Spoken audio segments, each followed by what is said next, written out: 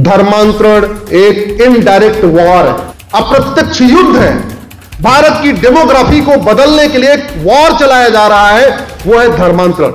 इसलिए मैंने supreme court से कहा कि आप धर्मांतरण को वेजिंग वॉर डिक्लेयर करिए, जिससे पूरे देश की पुलिस वेजिंग वॉर का सेक्शन लगाना शुरू कर दे। धर्मांतरण से बड़ा देशद्रोह कुछ है ही नहीं। ప్రైజ్ ది లార్డ్ దైకర్ ఇవాంజలిజం ఇండియాకి మరొకసారి స్వాగతము ఫ్రెండ్స్. నేను ఈరోజు చూపెట్టబోయే వీడియో మీరు చాలా జాగ్రత్తగా చూడాలి. ఒక రిక్వెస్ట్ ఏంటిదంటే మీరు ఈ వీడియోని వీలైనంత వరకు వైరల్ చేయండి. దయచేసి దీన్ని వైరల్ చేయండి. ఇది చాలా ఇంపార్టెంట్ టాపిక్. క్రైస్తవులపైన రోజు రోజుకి ఏ విధంగా ప్లానింగ్ జరుగుతున్నాయో, మీటింగ్స్ పెట్టి మరి క్రైస్తవుల గురించి ఎలా మాట్లాడుతున్నారో అనేది నేను మీకు ఈరోజు చూపెట్టబోతున్నాను. ఇందులో అశ్విన్ ఉపాధ్యాయ గారు సుప్రీంకోర్టు లాయర్. ఇతను క్రైస్తవులను ఎలా ఆపాలి అనే పాయింట్ పైన మాట్లాడుతున్నారు. ఒక వేదిక పైన మాట్లాడుతూ క్రిస్టియన్స్ అదేవిధంగా ముస్లిమ్స్ పైన మాట్లాడడం జరిగింది.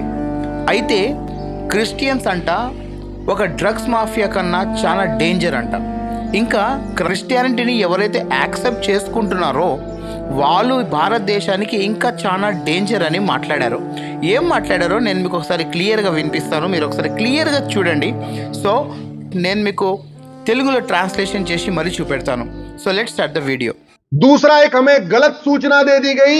अंग्रेज यहां सत्ता के लिए आए थे, ईस्ट इंडिया कंपनी व्यापार करने आई थी। ईस्ट इंडिया कंपनी और अंग्रेज व्यापार करने नहीं आए थे, न केवल सत्ता के लिए आए थे, वो केवल और केवल क्रिश्चियनिटी को फैलाने आए थे। मुगलों ने धर्मांतरण कराया, अंग्रेजों ने धर्मांतरण कराया, आज भी धर्मांतरण हो रहा है, तो किस बात की आजादी?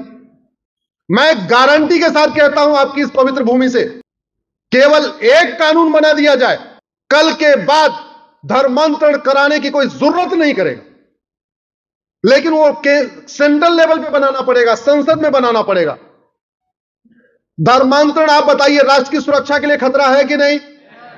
धर्मांतरण खतरा है, लेकिन नेशनल सिक्योरिटी एक्ट में धर्मांतरण को हमने शामिल ही नहीं किया कि यह भी हमारे लिए बहुत बड़ा खतरा है। धर्मांतरण देश की एकता अखंडता के लिए खतरा है, क्योंकि भारत में कन्वर्टेड वाले ज्यादा खतरनाक है हमारे लिए, असली वाले नहीं खतरनाक है। हम किससे परेशान हैं? कन्वर्टेड से। हम परेशान कन्वर्टेड हिंदुओं से हैं। खतरा कौन है? कन्वर्टेड हिंदू।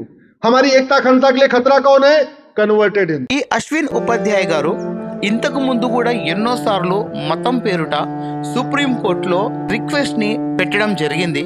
కానీ ఎన్నోసార్లు మన సుప్రీంకోర్టు జడ్జ్ ఎవరైతే ఉన్నారో చంద్రచూడ్ సింగ్ గారు, ఆయన ప్రతిసారి తన మాటకు రిజెక్ట్ చేశారు.